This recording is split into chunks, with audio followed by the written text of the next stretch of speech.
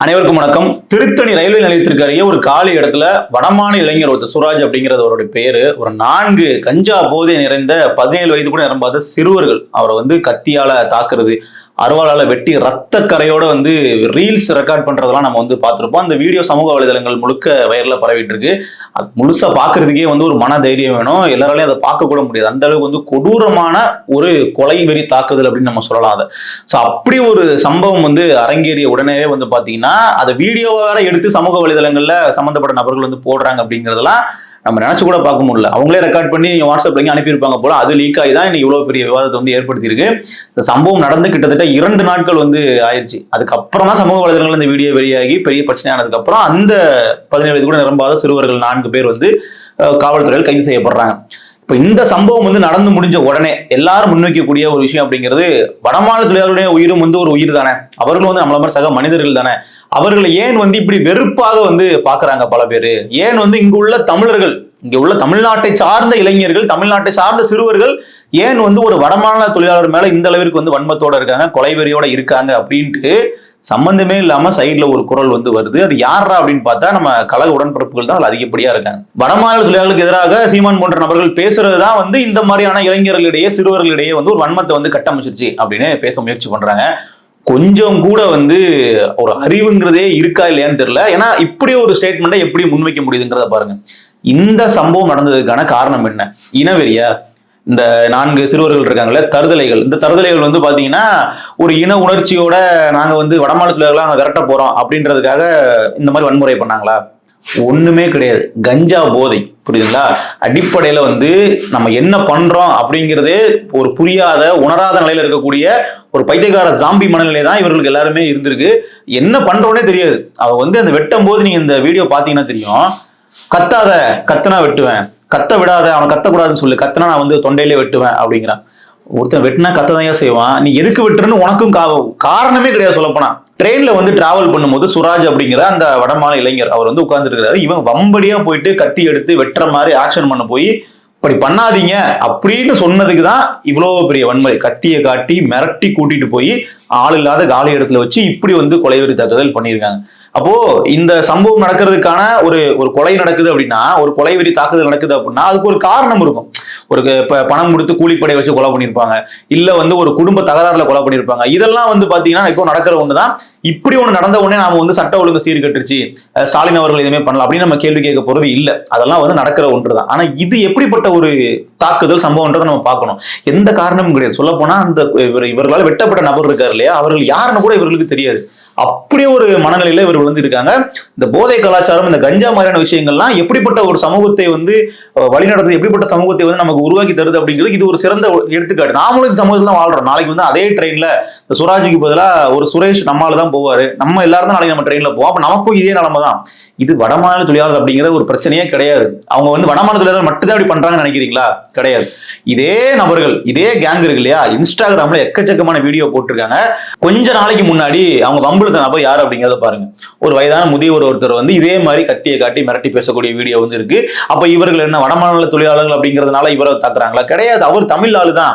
இவங்களுக்கு நீ யாருங்கிறது பிரச்சனையே இல்லை. இதுங்க ஒரு கூட்டம், ஒரு மனநல பாதிக்கப்பட்ட நபர்களை நம்ம எந்த கேரும் இல்லாம வெளியே விடுற மாதிரி தான் இது மாதிரியான ஆட்கள் எல்லாமே. இவங்க இந்த கஞ்சா பழக்கத்துக்கு எப்படி அடிமை ஆகுறாங்க, எப்படி இவர்கள் கஞ்சா கிடைக்குது, இதை நம்ம ட்ராக் பண்ணி இவர்கள் நம்ம தடுக்கணுமே தவிர அதை விட்டுட்டு இவர்கள் யாரை தாக்குனாங்க, அவர்களுடைய பின்னணி என்னன்னு பாக்குறது இதுல நமக்கு தேவையே இல்லை. சொல்ல போனா இன்ஃபேக்ட் இந்த பிரச்சனை நடந்த உடனே முதல் குரல் தமிழ் தேசியவாதிகள் இருந்ததான். இப்ப பாரிசலன் அவர்கள் தான் இந்த வீடியோ போஸ்டா ஷேர் பண்ணி இது மாதிரி கண்டனம் தெரிவிக்கிறாரு. இடுமானம் கார்த்திக் அவர்கள் தெரிவிக்கிறாங்க. இது எல்லாமே ஒரு பேசுபொருள் ஆக்குறதுக்கு முன்னாடியே இது கண்டனம் தெரிவிச்சு தமிழ் தேசியவாதிகள் தான். தயவு செஞ்சு இது மாதிரி விஷயங்களை நம்ம ஊக்குவிக்க கூடாது அப்படிங்கிற புள்ளியில தொடங்கி கடுமையா கண்டனம் தெரிவிச்சு இந்த சிறுவர்கள் மீது நடவடிக்கை எடுக்கணும் அப்படின்னு சொன்னதே தமிழ் தேசியவாதிகள் தானே.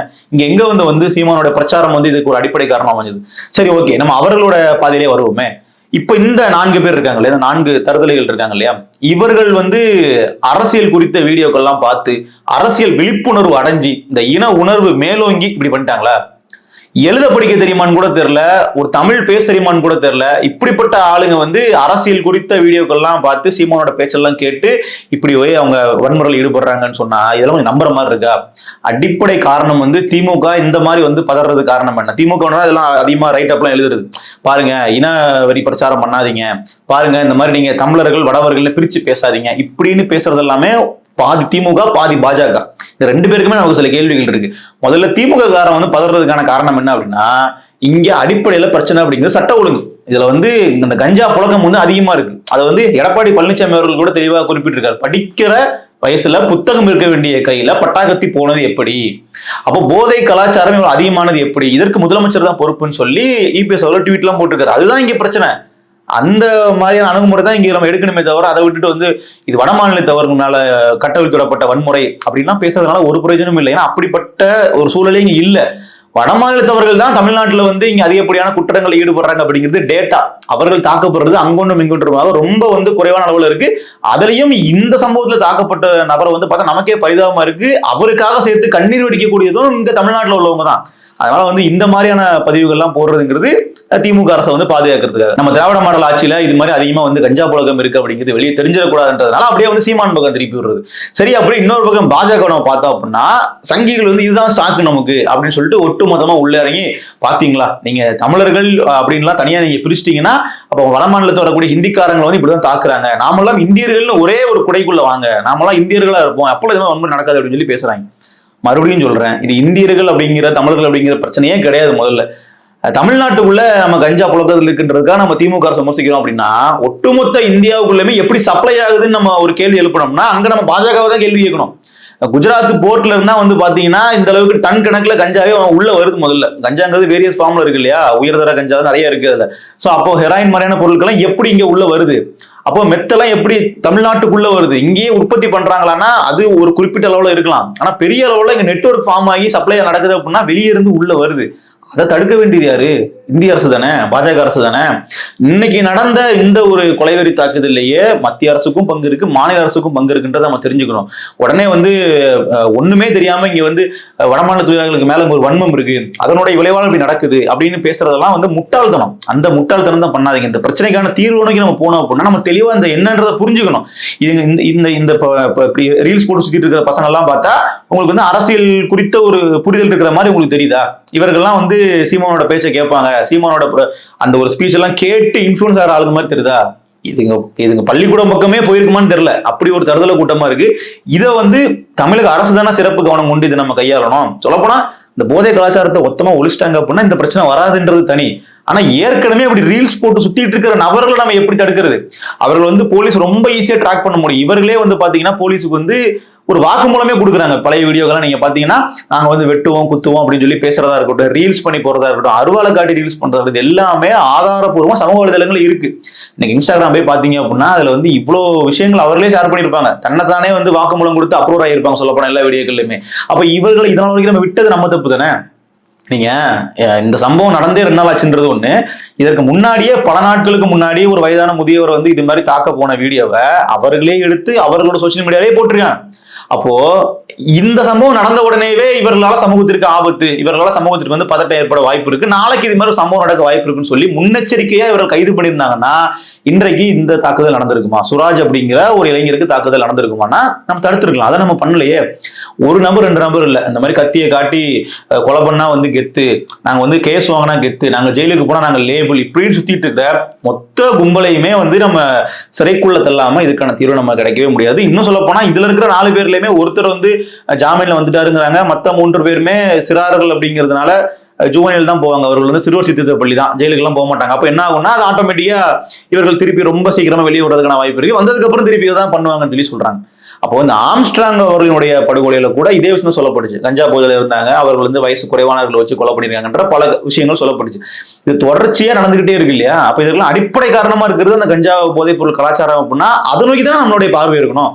அதை விட்டுட்டு வந்து அடையாள அரசியல் பண்றேன், இது எனக்கு சாதகம் பயன்படுத்திக்கிறேன் அப்படிங்கிற மாதிரி பேசுறதுலாம் ரொம்ப ரொம்ப ஒரு முட்டாள்தனமானதும் கூட, அது ஒரு அபத்தமான அரசியலும் கூட. இதுல இன்னொரு ரொம்ப முக்கியமான பங்கு அப்படிங்கிறது சினிமாவுக்கும் இருக்கு. சினிமாவில் வந்து பாத்தீங்கன்னா ரவுடிசம் வந்து குளோரிஃபை பண்ற மாதிரியான விஷயங்கள் கதைக்களம் இருக்க இது மாதிரியான விஷயங்கள் இந்த இளைஞர்கள் மத்தியில் ரொம்ப ஆழமா இன்ஃபுளுன்ஸ் ஆகுது. இவங்க யாருமே அரசியல் தலைவர்களோட பேச்சை கேட்டு இன்ஃபுளுன்ஸ் ஆகி இது மாதிரி கத்தி எடுக்கிறது கிடையாது. சினிமால வர்ற வசனத்தை கேட்டுட்டு சினிமால வரக்கூடிய அந்த கதையை கூட முழுசா கேட்டிருக்க மாட்டாங்க. அந்த ஒரு சின்ன காட்சி எடுத்துக்கிட்டு இதுல ஹீரோ எப்படி மாசா இருக்காரு, கத்தி நடந்து வர, நானும் அதே மாதிரி பண்றேன். ஏன்னா ரீல்ஸ் பண்றதோட காரணமே அதானே. ரீல்ஸ் வரக்கூடிய அந்த டைலாக் எல்லாம் சொல்லி பார்த்து கத்தி எடுத்து காட்டுறது எல்லாமே அந்த சினிமாவோட இன்ஃபுளுன்ஸ் எல்லாம் இவ்வளவு பெரிய விஷயங்கள் இவங்க பண்றதுக்கான காரணம். முதல்ல வந்து நம்ம சிறைக்குள்ள போயிட்டோம் அப்படின்னா அது நமக்கு ஒரு கெட்ட பேரு, அவமானம் அப்படிங்கிற எண்ணம் இருந்துச்சு அப்படின்னா நம்ம கைதாக கூடாதுன்னு நினைப்பாங்க. ஜெயிலுக்குள்ள போனாதான் நம்ம ஒரு லேபிள், ஜெயிலுக்குள்ள போனாதான் நம்ம வந்து ஒரு ஆளாகும் அப்படிங்கிற மாதிரி நினைக்கிற வரைக்கும், அந்த ஒரு சிந்தனை இருக்கிற வரைக்கும் இதை நம்ம மாற்றவே முடியாது. போலீஸ்காரங்களை அடிக்க போறாங்க.